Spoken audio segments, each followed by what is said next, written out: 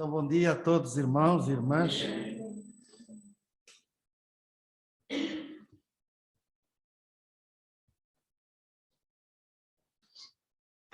O que é de qualidade superior é sempre melhor, não é?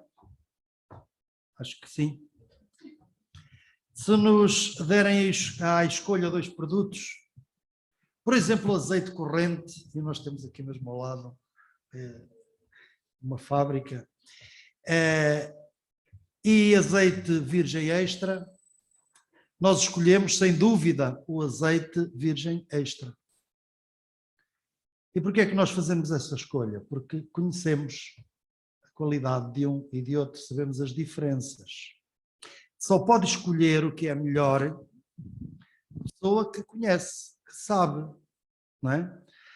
Sabe sobre o assunto e conhece as diferenças, vantagens e desvantagens de cada uma das substâncias, dos produtos, seja do que for, dos sistemas, aquilo que for. O livro escrito aos Hebreus teve como primeiro objetivo mostrar que aqueles que depositaram a sua fé no Senhor Jesus Cristo estavam certos. Não deviam voltar para trás. Cristo é superior a tudo. E nós agora estivemos aqui a louvá-lo, a adorá-lo, porque realmente ele merece. Ele é superior. Cristo é superior a tudo. O judaísmo não tinha mais nada para lhes dar. E o perigo, naquele caso, o perigo deles era esse. Era o de voltarem para o judaísmo. Nós aqui também temos perigos. Não é o de voltarmos para o judaísmo, mas voltar para onde estávamos antes. Há sempre a possibilidade de voltarmos para onde estávamos antes. Mas isso é sempre um retrocesso. Voltar para trás. A palavra de Deus diz isso, o Senhor Jesus disse, aquele que lança a mão no arado e olha para trás, não é apto do reino de Deus.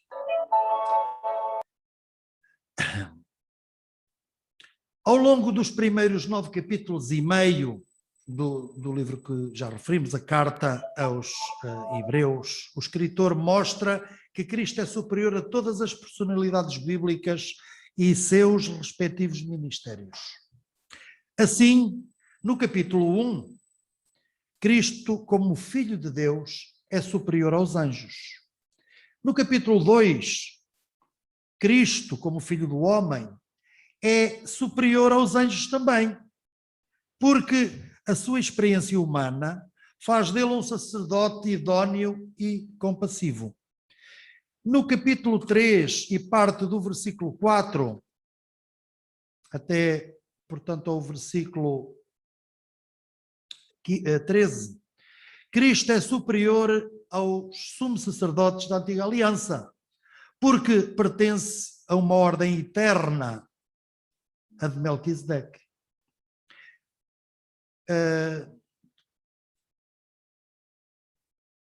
Eu disse mal, peço desculpa, mudei a folha e depois... Cristo como filho, versículos 3 e 4, Cristo como filho sobre a sua própria casa é superior a Moisés como servo.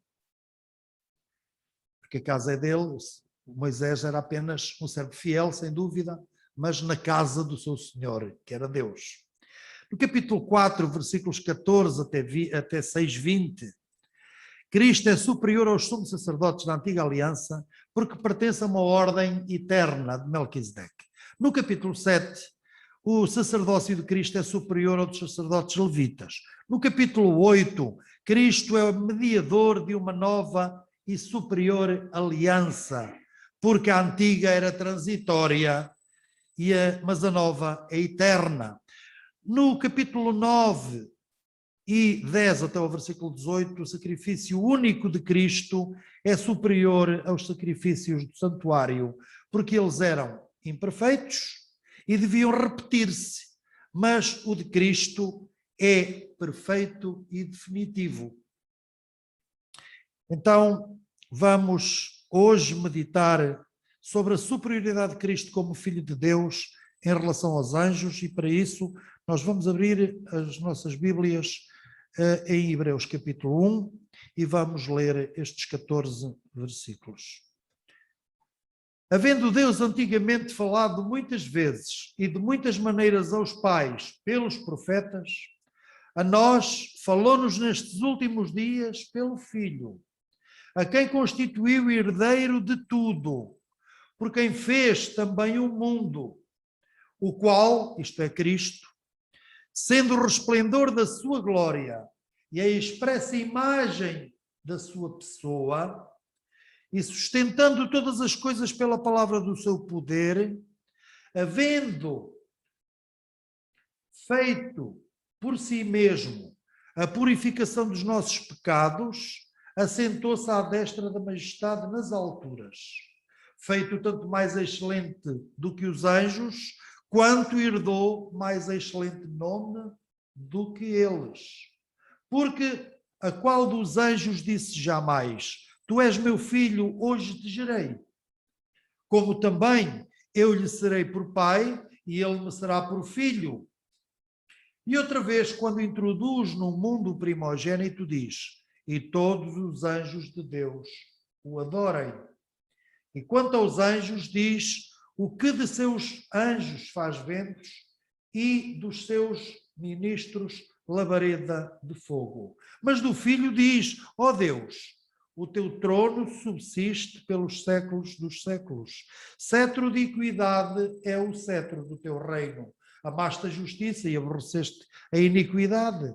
Por isso Deus, o teu Deus, te ungiu com óleo de alegria mais do que a teus companheiros. E tu, Senhor, no princípio fundaste a terra e os céus são obra das tuas mãos.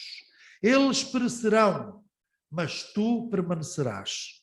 E todos eles, como roupa, envelhecerão, e como um manto os enrolarás, e como um vestido se mudarão, mas tu és o mesmo, e os teus anos não acabarão. E a qual dos anjos disse jamais: Assenta-te à minha destra, até que ponha os teus inimigos por escabelo dos teus pés. Não são, porventura, todos eles, isto é, os anjos, espíritos ministradores, enviados para servir a favor daqueles que hão de herdar a salvação? Esta é a leitura da palavra de Deus para a nossa meditação. Esta passagem apresenta-nos o incomparável Filho de Deus. E podemos considerar duas secções. Eu dividi assim, só em duas secções. A primeira, que são os atributos absolutos do Filho, serão os primeiros 3 versículos, portanto 1 ou 3. E a segunda secção é a posição de superioridade do Filho em relação aos anjos, versículos 4 até 14. Então, em primeiro lugar, vamos ver os atributos absolutos do Filho que temos aqui. E no versículo 1 nós vemos o seguinte: vemos que Deus comunicou a sua vontade, a sua palavra aos antigos israelitas muitas vezes e de muitas maneiras pelos profetas. Não esqueçamos que a mensagem da palavra de Deus é gradativa e progressiva. Deus não transmitiu tudo de uma vez, nem aprofundou cada assunto ao introduzi-lo. Foi aprofundando para que também os israelitas tivessem tempo para assimilar e para aprender o que vinha a seguir. Deus foi revelando coisas novas e os assuntos foram progredindo em complexidade. A revelação pelos profetas era também ela transitória. Eles foram dizendo várias coisas importantes, cada uma no seu tempo, para o povo de Deus. Mas esta palavra, a revelação dos profetas, era transitória, uma vez que não estava completa. Então, ia sempre sendo acrescentada. A palavra definitiva foi-nos transmitida através do Filho, do Senhor Jesus Cristo. E quando, nestes últimos dias, apesar de já terem passado ou decorrido 2000 anos, continuamos nesse espaço temporal dos últimos dias. Estamos a viver os últimos dias quanto à revelação da palavra. Não há nada de novo que Deus nos queira revelar. Nada. O Filho tem a última palavra. Depois dele só poderão vir falsos profetas. Porque ele revelou tudo o que havia para revelar. Isto é, aquilo que nos compete saber. Não é? Aquilo que nos compete saber. Os discípulos queriam saber mais. E o Senhor Jesus não lhes revelou mais. Disse, isso não vos compete saber. Ele é o ômega. Ele é o alfa, mas ele também é o ômega. Ele deve ter a primeira palavra, porque é o alfa. Mas ele tem a última palavra, porque é o ômega. Ele tem a última palavra, porque é o ômega. A sua palavra é a última e, portanto, definitiva. Aqueles que vierem depois de mim são ladrões e salteadores, não é? São falsos profetas. Versículo 2. O filho que tem a última palavra é também o herdeiro de tudo, como nós vimos neste versículo 2. Ele é o unigênito do Pai. Por isso é o seu único herdeiro. Ele tem tudo, tudo é dele. Nós lemos que tudo foi criado por ele e para ele. E para ele. Esta introdução em Colossenses foi muito proveitosa, porque ele é a expressa imagem da sua pessoa.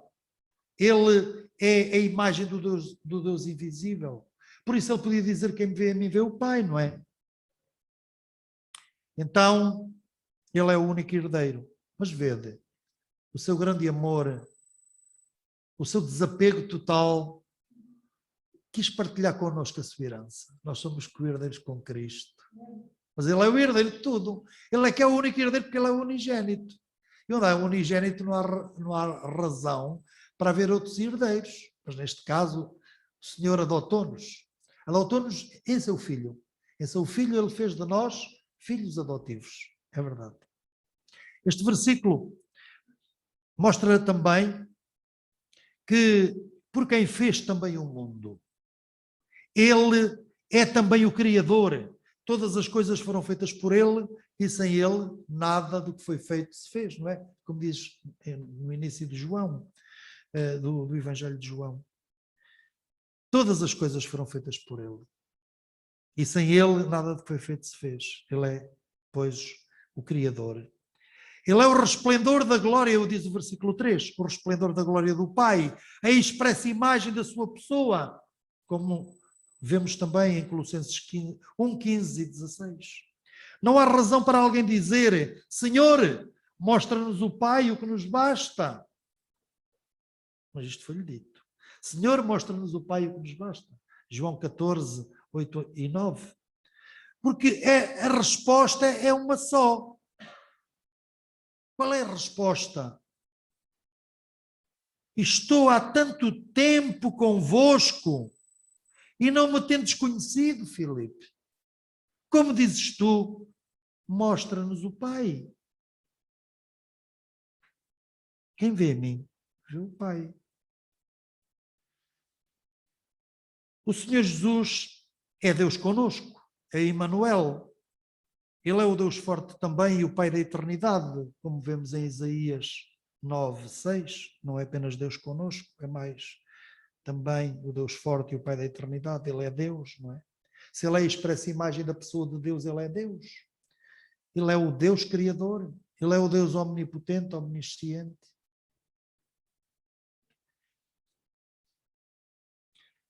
Ele não é só o Criador, mas é também o mantenedor que sustenta todas as coisas pela palavra do seu poder. É o Salvador divino também, que fez por si mesmo a purificação dos nossos pecados, que nós vimos aqui, não é? Como vimos também em Colossenses, pelo seu sangue. Sem derramamento de sangue não há remissão de pecados. E por isso ele teve que dar a sua vida, derramar o seu sangue na cruz do Calvário, para que pudéssemos ter salvação, para que os nossos pecados pudessem ser apagados, não apenas cobertos, mas apagados.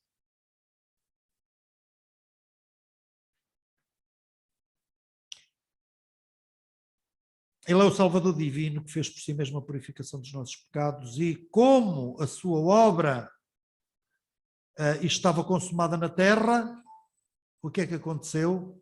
Ele sentou-se à destra da majestade nas alturas, como nós vimos aqui. Tendo feito a purificação dos nossos pecados, não havia mais para fazer aqui na terra. Consumei na terra a tua vontade, tendo feito a obra que me deste a fazer. Glorifica-me agora, ó Pai, junto de ti mesmo, com aquela glória que eu tinha contigo antes que o mundo existisse. Portanto, quem fez tudo agora pode sentar-se. Agora pode sentar-se. E foi o que aconteceu. Foi o que aconteceu. Então, fazendo uma recapitulação muito rápida desta primeira secção, nós vemos aqui que Jesus é mais do que os profetas também, é o arauto, ele é o verdadeiro profeta, ele é a voz de Deus, porque nestes últimos dias o Pai falou-nos pelo Filho, pelo próprio Filho, ele é o porta-voz, o arauto de Deus, é também o herdeiro, é o criador de todas as coisas, ele é Deus porque é a expressa imagem da pessoa do Pai, ele é o mantenedor, o sustentador de todas as coisas, ele é o Salvador. E ele agora está sentado à direita da majestade nas alturas, mas ele não está inativo. O que é que ele está a fazer? Ele é o nosso advogado lá, como nós lemos na palavra de Deus também. Nós temos um advogado junto do Pai, como diz também João na sua primeira carta. Temos um advogado no céu. Ele intercede por nós lá. É ele que intercede. Quando somos acusados por Satanás, está lá o nosso advogado de defesa, que é o Senhor Jesus Cristo, para nos defender e mostrar o preço da nossa redenção, que nós estamos realmente salvos. Passando à segunda secção, a partir do versículo 4, a posição de superioridade do Filho em relação aos anjos, nós que podemos ler novamente, feito tanto mais excelente do que os anjos, quanto herdou mais excelente nome do que eles. Diz aqui, não é? Por tudo o que vimos, Jesus foi exaltado soberanamente e o Pai lhe deu um nome que é sobre todo nome, para que todo o joelho, tanto no céu, como na terra, como debaixo da terra, como no mar, como em qualquer parte, todo o joelho se dobre e toda a língua confesse que Jesus Cristo é o Senhor, para a glória de Deus Pai. Não é? Portanto, ele tem um nome que é sobre todo nome. Ele herdou um nome mais excelente do que o nome dos anjos. Os anjos são milhões de milhões. São bilhões, portanto. Então, cada um tem um nome. Mas nós sabemos o nome de dois, não é? Se formos a um livro apócrifo, saberemos de três. Então teremos o Miguel, o Gabriel e nesse livro que eu estava a citar de Tobias temos também o Rafael. Pois, mas poderá até haver um anjo chamado Rafael, mas os outros todos têm nome. Estão a ver? E por mais excelente que seja o nome de um anjo, até de um arcanjo, como o caso do arcanjo Miguel, esse nome não se compara com o do Senhor Jesus Cristo. Ele tem um nome que é sobre todo o nome. Este sim, este é o nome que deve ser anunciado aí pelas portas, de porta em porta. Bater à porta, trus, trus. Então, vimos anunciar o rei. Não é propriamente o reino. Também é, mas é o rei desse reino. Era o que os que andam a anunciar o reino deviam anunciar, é o nome do rei. E o nome do rei é este nome. É Yeshua, é Jesus para nós, não é? Jesus, o nome que é sobre todo o nome. O nome que é sobre todo o nome. Os anjos fazem-no com alegria, eles dão glória ao Senhor Jesus. Eles já dobraram o seu joelho e continuam a dobrar o seu joelho diante dele, no céu. Eles de dia e de noite o adoram. Nós podíamos ver em Apocalipse, começando logo no capítulo 4, por ali fora 5, etc. Podíamos ver a adoração, não só dos 4 seres viventes, mas também dos 24 anciãos e dos anjos, que eram milhões, e cantavam aquele cântico maravilhoso. Eles não se cansam de o fazer. Não se cansam. Em Apocalipse 5, por exemplo, 11 a 13, temos isso muito bem explícito. A sua excelência excede a dos anjos na razão direta do seu excelso nome. Na razão direta do seu excelso nome. A sua filiação dá-lhe uma superioridade a priori, como aqui diz o versículo 5, porque a qual dos anjos disse jamais, tu és meu filho. Aqui o termo de comparação, a qual é que disse? A nenhum anjo, não é? A nenhum anjo ele disse isso. A sua filiação dá-lhe uma superioridade a priori que não pode ser anulada. Jamais um anjo ouviu o Pai dizer, tu és meu filho, hoje te gerei. Que é uma citação do Salmo 2, versículo 7. Ou, eu lhe serei por pai e ele me será por filho, que é o Salmo 89, versículo 26. Somente o Senhor Jesus Cristo tem esta relação com o Pai e essa posição torna-o único. Então, estamos a falar da posição de superioridade do Senhor Jesus Cristo em relação aos anjos. Versículo 6, nós temos aqui o quê? E outra vez, quando introduz no mundo o primogênito, diz, e todos os anjos de Deus o adorem. E o Escritor continua mostrando que Jesus é superior aos anjos, mesmo na sua condição humana, quando introduz no mundo o primogênito, portanto, o seu filho, quando ele toma a nossa forma, a nossa natureza, a natureza humana, mesmo aí ele diz, todos os anjos de Deus o adorem, no momento da sua vinda. E isto, quanto a mim, remete para aquela noite em que os anjos anunciaram aos pastores que em Belém era nascido o rei, e deram glória, Hosana, glória a Deus nas alturas, é verdade. Então, apesar de tudo, porque a palavra de Deus diz, vemos, porém, o Filho de Deus feito um pouco menor, feito que isto é, tornado um pouco menor do que os anjos, por causa de quê? Da paixão e morte. Por causa da paixão e da morte, isto é, para poder experimentar a sentença de morte que pesava sobre nós, ele teve que se tornar um de nós, porque era condição também, como está em Levítico, que o sacerdote fosse igual ao povo. Não podia ser alguém diferente, era um do povo. Era um do povo, embora sendo da tribo de Levi, etc. Tudo isso, mas ele era humano. Não era alguém considerado superior em natureza ou com poderes extraordinários diferentes. Ele tornou-se, mesmo aí nessa posição, ele continuou a ser adorado pelos anjos.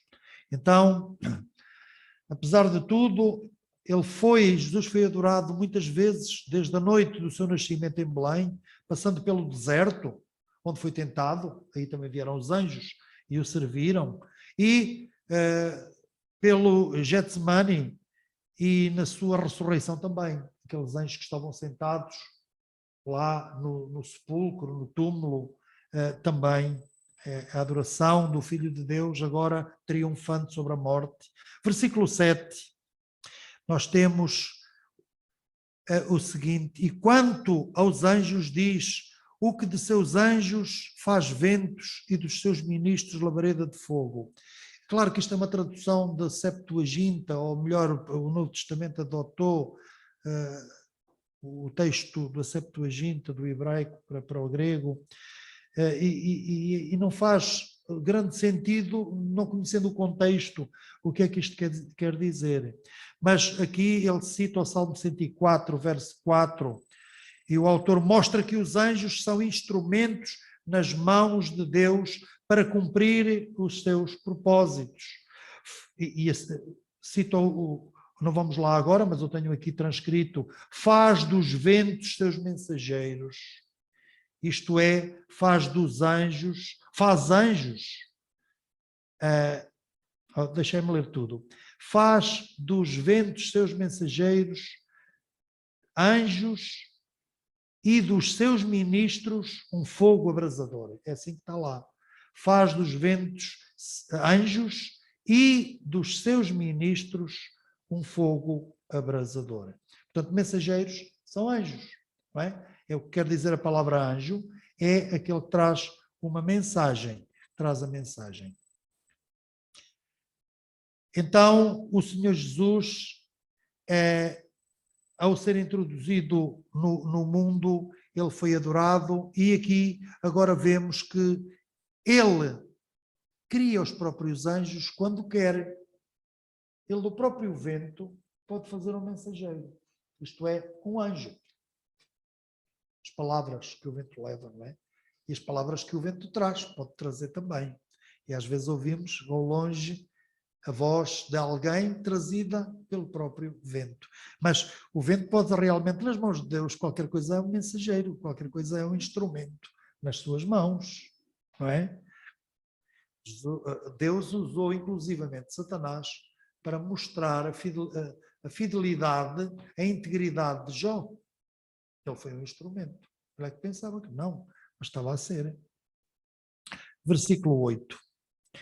Já do filho, ou já o Filho, é declarado Deus e o seu reino eterno, como diz no Salmo 45, versículos 6 e 7. Não é? O que é que diz aqui? Mas do Filho diz: ó Deus, o teu trono subsiste pelos séculos dos séculos, cetro de equidade é o cetro do teu reino. Vamos ver? Está no Salmo 45. O teu trono, ó Deus, é eterno e perpétuo. O cetro do teu reino é um cetro de equidade. Diz ali. No versículo 9, continua citando o Salmo 45, mostrando a justiça e o caráter do Filho, que não encontram semelhança entre os outros seus criados, sejam homens, sejam anjos. Por isso ele é verdadeiramente o ungido do Senhor. Amaste a justiça e aborreceste a iniquidade. Por isso Deus, o teu Deus, te ungiu com óleo de alegria, mais do que a teus companheiros. Mais do que. Ele é superior, superior a todos, superior a todos. Versículos 10 até 12, nós vemos aqui: e tu, Senhor, no princípio fundaste a terra, e os céus são obra das tuas mãos. Eles perecerão, mas tu permanecerás, e todos eles como roupa envelhecerão. Portanto, vemos aquela imagem apocalíptica de o mundo, o universo, a enrolar-se como se fosse um rolo de livro, um livro daqueles pergaminhos do Antigo Testamento, não é? Que se largarmos, ele enrola-se. Então, é o que vai acontecer, mesmo com aquilo que foi criado por ele, mas ele, o autor, não lhe acontece nada. O autor permanece, ele fica ali. Mas tu, Senhor, não é? Como um manto, se mudarão, mas tu és o mesmo e os teus anos não acabarão. Tu não tens fim, és eterno. És eterno. O próprio Pai o considera criador dos céus e da terra, ou seja, o escritor não hesitou em atribuir a Cristo as atribuições que no Velho Testamento são referentes a Deus. Neste caso, usa o Salmo 102, versículos 25 até 27, e realça não só o poder criador do Filho de Deus, mas também o seu senhorio, porque diz: e tu, Senhor, no princípio criaste, e tu, Senhor, realça o senhorio, não só criador, mas também Senhor. Com efeito, Jesus Cristo é Senhor, não é? Como diz em Filipenses, que nós também já citámos. E não muda, é eterno, como diz também nesta carta. Jesus Cristo é o mesmo ontem, e hoje e eternamente. Tu não mudarás, tu permanecerás, tu és eterno, o teu tempo não tem fim. Versículo 13, agora. E a qual dos anjos disse jamais? Volta a dizer o que, a usar a fórmula do 5, não é? Que depois descreve por ali abaixo nos versículos seguintes, mas aqui volta ao início e diz: e a qual dos anjos disse jamais: assenta-te à minha destra, até que ponha os teus inimigos por escabelo dos teus pés. A expressão a qual dos anjos disse jamais, usada no versículo 5, repete-se no verso 13, para mostrar a enorme diferença entre Cristo e os anjos. Aqui é enfático, não é? Voltar a dizer, e a qual dos anjos disse jamais. Está a enfatizar a superioridade de Cristo em relação aos anjos. A qual dos anjos, para que ninguém esquecesse o que já foi dito ali atrás, volta a dizer, e a qual dos anjos disse jamais: senta-te à minha mão direita. Então, agora é a posição de Cristo no céu, sentado à direita do Pai, que estabelece essa diferença. A qual dos anjos ele mandou sentar à sua direita? Olha, senta-te aqui um bocadinho, descansa um bocadinho aqui ao meu lado. Não é? Isto podemos nós fazer com as pessoas, até dizer a uma criança, senta-te aqui ao pé de mim. Mas Deus nunca disse isto a nenhum anjo. É preciso termos bem presente isto. Deus nunca disse a nenhum anjo, senta-te aqui à minha direita. Nunca disse. Porque aquele lugar é só de uma pessoa. Aquele lugar é só do Filho. Só do Filho. Ele é superior. Até que ponha os teus inimigos por escabelo dos teus pés. Portanto, há aqui um propósito também revelado. Não é? Só o Filho unigênito, agora com as marcas de Salvador da humanidade, pode ocupar esse lugar. Também o propósito revelado no Salmo 110, verso 1, até que ponha os teus inimigos por escabelo dos teus pés. Só pode aplicar-se a Cristo, o Filho, o herdeiro. Não é? Só ele. O Filho é odiado. O Filho é odiado. Os anjos não. Os anjos nunca foram odiados por ninguém. Agora, o Filho é o herdeiro. Não é? Lembra aquela parábola que Jesus contou dos lavradores maus, dos lavradores malvados? Então, estes são os inimigos de que fala aqui. Até que ponha os teus inimigos por escabelo dos teus pés. Esses inimigos são todos os que se lhe opõem. Começando por Satanás, que é o adversário, e depois todos os anjos caídos com ele, mas também os homens. Os homens que rejeitam Cristo, que odeiam, porque há homens que odeiam Cristo. O mundo que jaz no maligno odeia Cristo. Então estes inimigos hão de ser postos por estrado dos seus pés. Senta-te à minha mão direita até que ponha os teus inimigos por escabelo dos teus pés. Estes lavradores que queriam roubar-lhe a herança. Roubar-lhe a herança. Vede, uns querem roubar-lhe a herança, mas outros vão receber a herança, porque são co-herdeiros com ele. Ele quis que fossem co-herdeiros com ele. Estamos a chegar ao fim, versículo 14. Não são porventura todos eles, isto é, os anjos, espíritos ministradores enviados para servir a favor daqueles que hão de herdar a salvação?